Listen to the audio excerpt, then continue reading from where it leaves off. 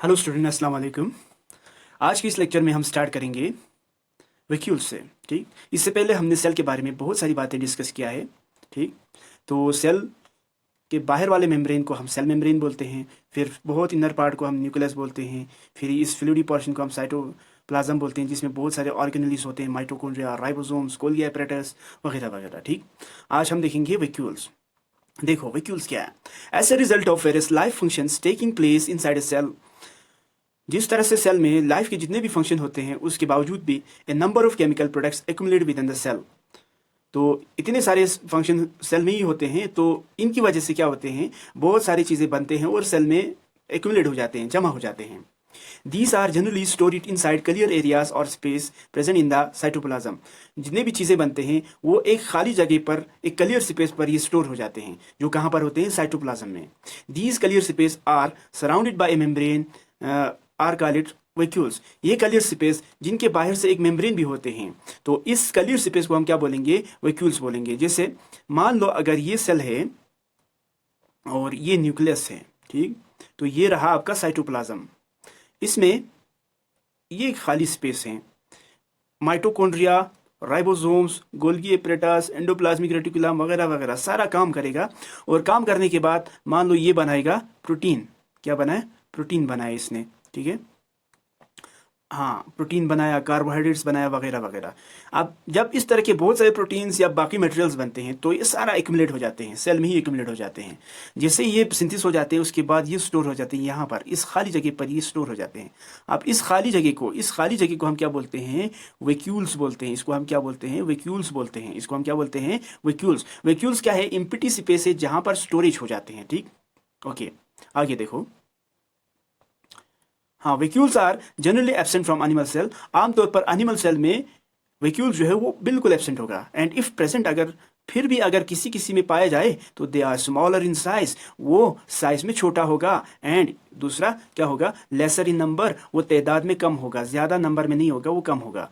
In case of plant, लेकिन plant में अगर देखेंगे is compare to animals, vacuoles are larger in size.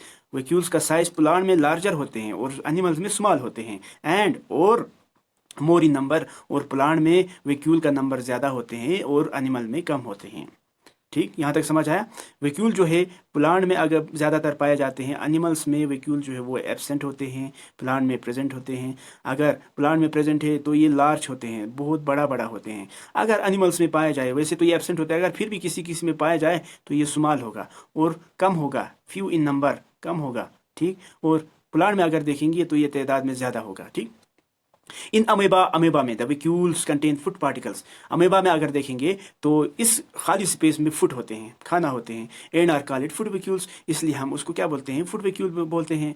Amoeba में वैक्यूल्स अगर प्रेजेंट होगा तो उसके अंदर फूड प्रेजेंट होगा, इसलिए हम इसको सिर्फ वैक्यूल नहीं बल्कि फूड वैक्यूल्स बोलते हैं। ठीक, यहाँ तक समझ आया। ओके, देखो moving on. Cilia and flagella, cilia या फ्लेजिला, अगर सिंगुलर में अगर बोलेंगे सीलिया को हम सीलियम बोलते हैं, फ्लेजिला अगर एक ही होगा तो फ्लेजिलम।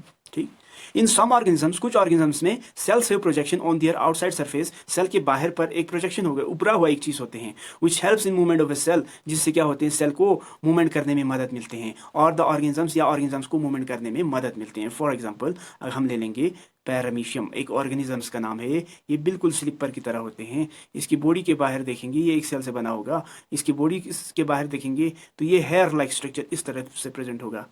ठीक, इस हेयर लाइक स्ट्रक्चर को हम क्या बोलते हैं, सीलिया बोलते हैं। इसको हम क्या बोलते हैं, सीलिया, बाल की तरह होते हैं। ठीक, इसके अलावा कुछ ऑर्गेनिजम्स ऐसे हैं, जैसे यूक्लिना अगर देखेंगे, एक ऑर्गेनिजम्स का नाम है, इसमें क्या होते हैं, इसमें हेयर लाइक नहीं होते बल्कि इस तरह से लंबा सा होते हैं, विप लाइक होते हैं।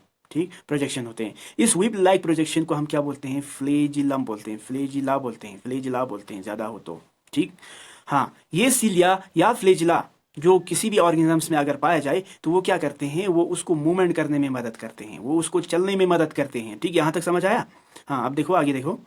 While cilia are short in length, cilia को अगर देखेंगे वो लंबाई में छोटा होते हैं। Flagella are longer projection, flagella जो है वो काफ़ी ज़्यादा लंबा होते हैं।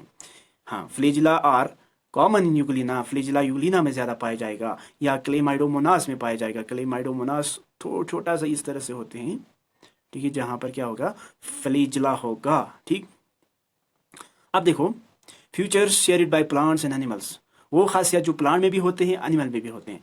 सेल मेम्ब्रेन या प्लाज्मा मेम्ब्रेन दोनों में पाया जाएगा। न्यूक्लियस दोनों में होगा, माइटोकॉन्ड्रिया प्लांट में भी होगा, एनिमल में भी होगा। ठीक, उसी तरह से endoplasmic reticulum, Golgi complex, lysosomes, ribosomes, ये सारे मटेरियल्स जो है कहाँ पर होते हैं, प्लांट में भी होते हैं और एनिमल में भी होते हैं। ठीक, अब देखो ये तो सिमिलरिटीज था जो दोनों में पाए जाते हैं। अब डिफरेंसेस, डिफरेंसेस मीन्स एक में पाया जाएगा दूसरे में नहीं होगा। जैसे सेल वॉल, एनिमल सेल में सेल वॉल नहीं है, एब्सेंट है।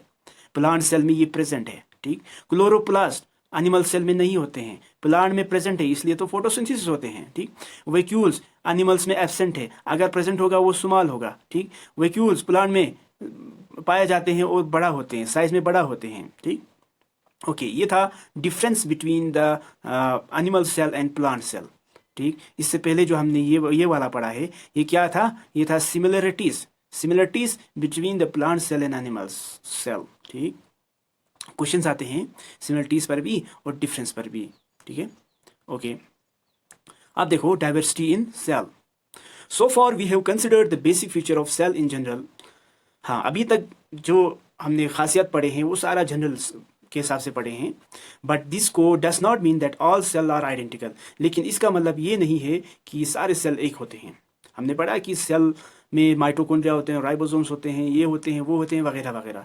इसके हिसाब से हम ये नहीं बोल सकते हैं कि सारा सेल एक जैसा है।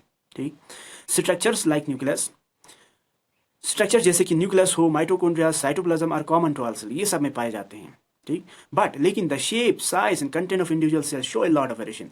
लेकिन अगर हम सेल का अगर शेप देखेंगे, सेल का अगर हम साइज देखेंगे, या सेल को अगर हम कंटेंट को देखेंगे, ये सब में अलग अलग होगा। ठीक, शेप भी, साइज भी, कंटेंट भी सारे सेल में अलग होगा। शेप किसी में राउंड, किसी में स्पाइरल वगैरह वगैरह हो सकते हैं। साइज भी इसी तरह से डिफरेंट होगा, लॉट ऑफ वेरिएशन होगा, वेरिएशन मीन डिफरेंस होगा। These features are closely linked to the functions, और ये फ्यूचर्स अगर जो शेप अलग होगा तो वो फंक्शन के हिसाब से, फंक्शन भी उससे रिलेटेड होते हैं। Which the cell perform. ठीक है, हाँ, फंक्शन जो सेल जिस तरह से काम करेगा उसके हिसाब से अलग होगा। इन यूनिसेलुलर ऑर्गेनिजम्स, एक सेल वाला ऑर्गेनिजम्स, उसमें all the functions of the body का सारा काम, जैसे न्यूट्रिशन होना होगा, रेस्पिरेशन होना होगा, एक्सक्रीशन, ग्रोथ, रिप्रोडक्शन, ये सारा एक ही सेल में होते हैं। क्योंकि एनिमल एक ही सेल से बने हैं तो इसी में न्यूट्रिशन, रेस्पिरेशन वगैरह वगैरह सब कुछ यही होगा। ठीक, इन मल्टी सेलुलर ऑर्गेनिजम्स, अगर ऑर्गेनिजम्स एक से ज़्यादा सेल से बने हों तो these tasks of functions are divided among group of cells. तो सेल कुछ रेस्पिरेशन का काम करते हैं, कुछ रिप्रोडक्शन का काम करते हैं, कुछ एक्सक्रीशन का काम करते हैं, यानी सेल ग्रुप में अलग काम को बांट देते हैं। ठीक, all the sales do not do all the jobs, सारा सेल मल्टी सेलुलर में हर सारा सेल सारा काम नहीं करते हैं, कुछ रेस्पिरेशन का, कुछ एक्सक्रीशन का, कुछ डाइजेशन का वगैरह वगैरह। This feature of multi cellular organisms is known as division of labour. इस खासियत को जो मल्टी सेलुलर ऑर्गेनिजम्स में पाए जाते हैं, यानी काम को बांटने के, उसको हम क्या बोलते हैं, डिवीजन ऑफ लेबर, यानी काम को बांटना। काम को ग्रुप ऑफ सेल्स, कुछ डाइजेशन का काम, कुछ रेस्पिरेशन का काम करेगा। जो सेल, ये सेल ग्रुप जो रेस्पिरेशन के लिए है वो कभी डाइजेशन नहीं करेगा। ठीक, ये सेल जो डाइजेशन के लिए है वो रेस्पिरेशन कभी नहीं करेगा। ठीक, यानी ग्रुप ऑफ सेल एक स्पेसिफिक काम के लिए डिवाइड करके होगा। यहां तक समझ आया? ओके, अब देखो आगे। A group of cell show variability in their feature. Group of cell is variety, वो अपने शेप में वो अलग अलग शेप होगा, यानी वैरायटी शो करेगा, डिफरेंसेस शो करेगा। साइज के हिसाब से भी ग्रुप ऑफ सेल डिफरेंट होगा, एंड अदर फीचर्स, और दूसरी खासियत के हिसाब से भी ये डिफर होगा, वेरी करेगा, depending upon the function being performed by them. वो किस तरह से काम करते हैं उसके हिसाब से इसका शेप अलग होगा, साइज अलग होगा, फ्यूचर्स अलग होगा, और ये कैसे होगा वो हम पढ़ेंगे आने वाले लेक्चर में। Thank you so much for listening. Thank you so much.